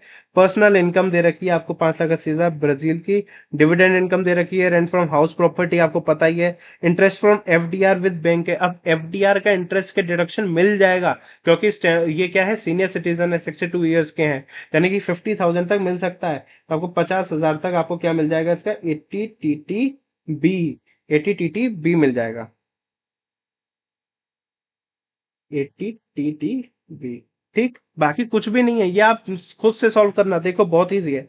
Paid interest on housing loan to Punjab National Bank Pune branch for residential property where he and his family resides. Interest दिया है, इंटरेस्ट दिया तो उसकी डिडक्शन ले लेना। Investment and PPF, medical insurance, premium for himself, सब कुछ तो दे रखा है, एवरेज डेट भी दे दी है। तो क्वेश्चन क्या टफ है, क्वेश्चन में कुछ नहीं है, सिर्फ और सिर्फ आपको 62 ईयर्स है और 115 BSc है। अब देखो 115 BSc वो ऑप्ट कर रहा है, तो 62 ईयर्स हो उससे भी कोई फर्क नहीं पड़ता, क्योंकि उस सबको 3 लाख की ही बेसिक एग्जाम्पशन लिमिट मिलती है। ठीक है, इतनी बात क्लियर हुई, बस क्वेश्चन आप पूरा खुद से सॉल्व करेंगे। आंसर एक बार आप देख लो, इसका स्क्रीनशॉट लेना चाहो तो स्क्रीनशॉट ले लो, मैं एक सेकंड के लिए रुका हूं। इसको आप खुद से सॉल्व करके देखेंगे, पूरा क्वेश्चन बिल्कुल इजी है, इस क्वेश्चन में कोई टफनेस है ही नहीं। ठीक, बस वो न्यू टैक्स रेट लग गई है, इस वजह से इस क्वेश्चन को मैंने रखा है कि एक बार आप देख लेना, ऐसा ना हो कि हर चीज ओल्ड ओल्ड ओल्ड से रिजीम से सॉल्व करे जा रहे हो और क्वेश्चन में आ गया एग्जाम में कि न्यू टैक्स रिजीम, अब वो भूल ही गए आप। तो इसलिए एक क्वेश्चन मैंने इसलिए जान के रखा है, इसलिए इसको इंपॉर्टेंट बनाया, नहीं तो ये किसी भी एंगल से इंपॉर्टेंट क्वेश्चन नहीं था, सारी एडजस्टमेंट हम ऑलरेडी पहले से ही कर चुके हैं। ठीक, देख लो।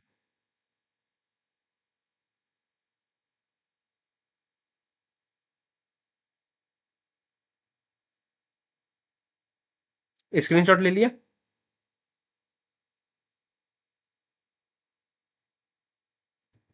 इसमें देखो एक चीज बस याद रखना, इसने 115 बीएससी ऑप्ट किया है, तो ये जो डिडक्शन की बातें कर रहे हो ना, वो मिलने नहीं वाली इसमें।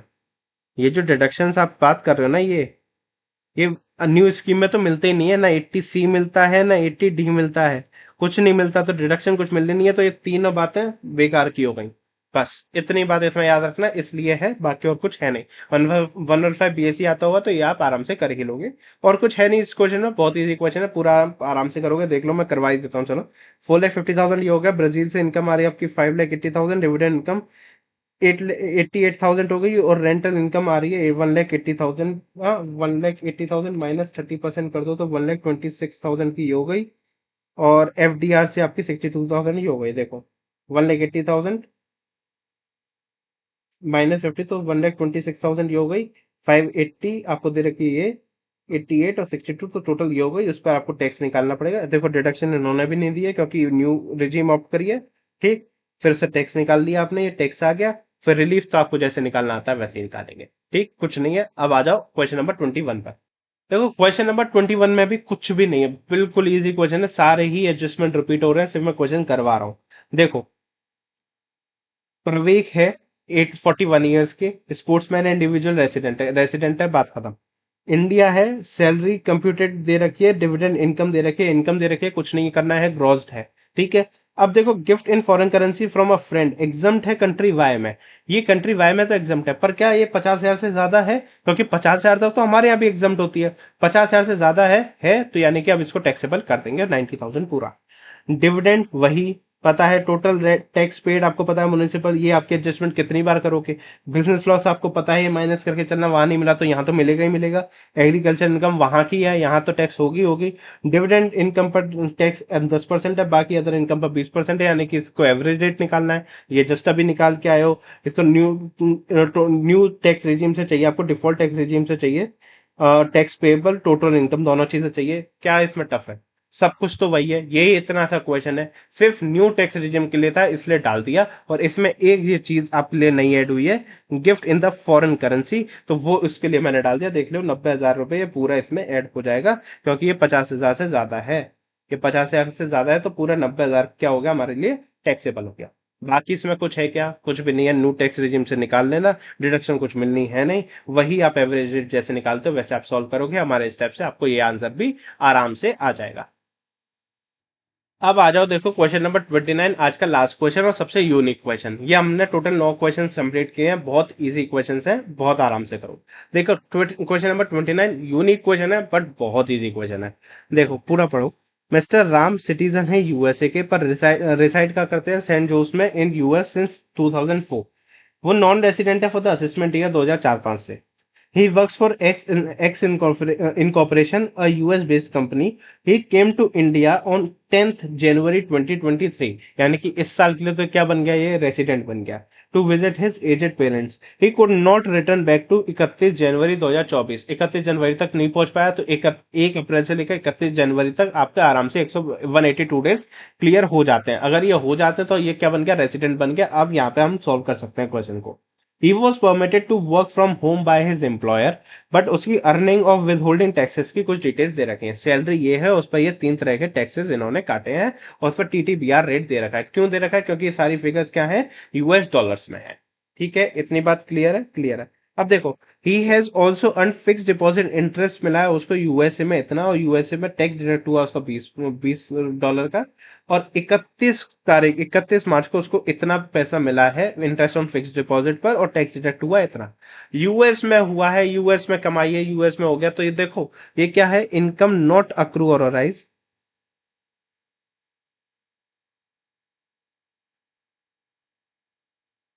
ये इनकम नॉट अक्रू और राइज इन इंडिया हो गई। क्यों हो गई? क्योंकि यूएस में ही मिला है उसे, यूएस में बैंक अकाउंट था, यूएस में ही उस पर इंटरेस्ट, एफडी थी, यूएस में ही उस पर इंटरेस्ट, मतलब उस पर टैक्स कटा है। तो सब कुछ अक्रू और नॉट अक्रू और राइज इन इंडिया होगा, तो यहाँ पर टैक्स नहीं करेंगे। क्यों नहीं करेंगे?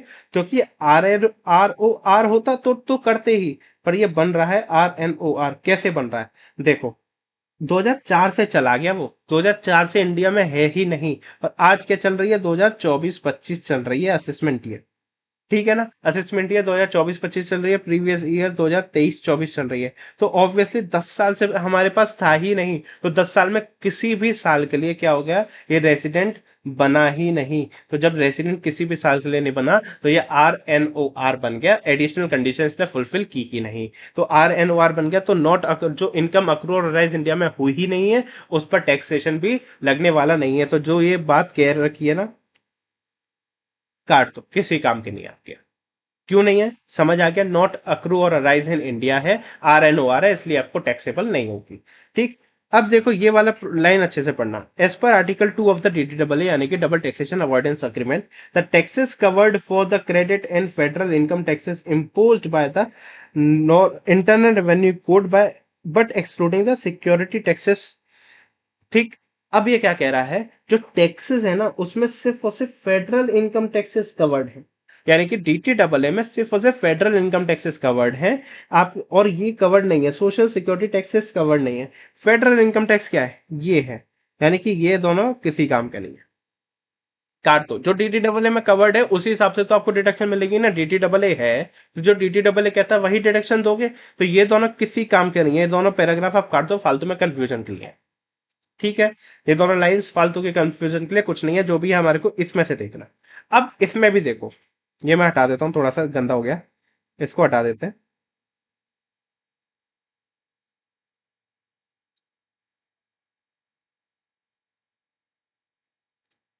अब इसमें भी देखो, जनवरी 23, मार्च February 23 और March 23, ये काम का है क्या, हमारा फाइनेंशियल ईयर क्या है, 23-24, यानी कि 1 अप्रैल 23 से हमारे को सामान चाहिए। 1 अप्रैल 23 से तो ये है, यानी कि ये ऊपर का सामान भी क्या है, फालतू। ये पूरी लाइन क्या है, फालतू। ये पूरी लाइन क्या है, फालतू। बस इतना सा है हमारे काम का, इसको मैं कर देता हूँ हाईलाइट।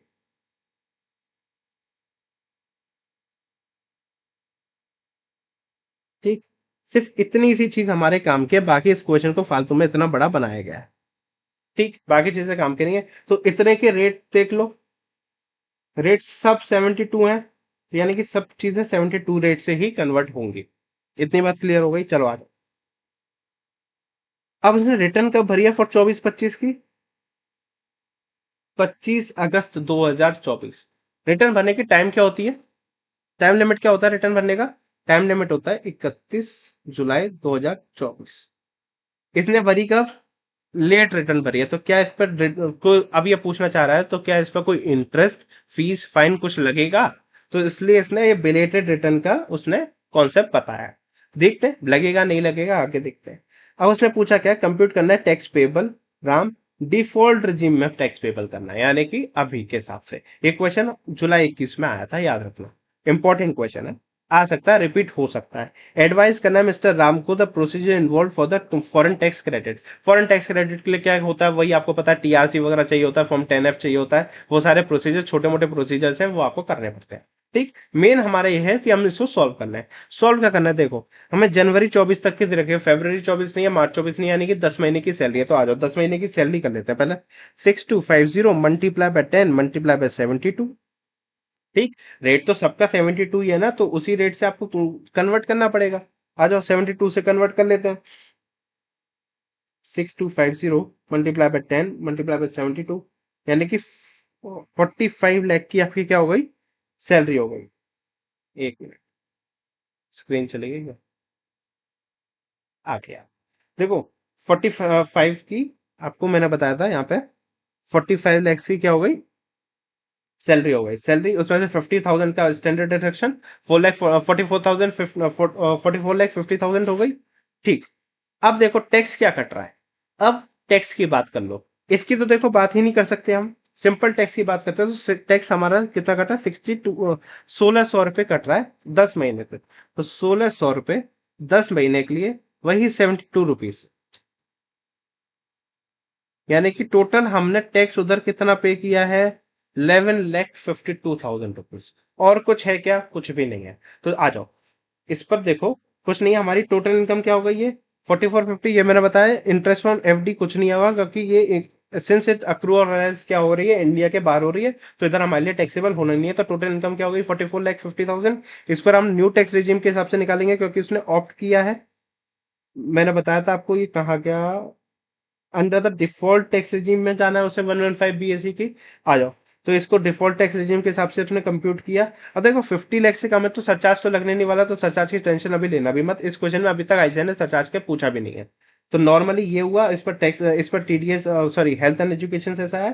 तो 10,76,400 का टोटल इंडिया में टैक्स बनता है। पर वो उधर पे क्या करके आया था, 11,52,000। तो उसको लोअर की डिडक्शन दे दो, तो 10,76,400 वो इधर पे करने को बनता है। 11,52,000 वो पे करके आया ही है।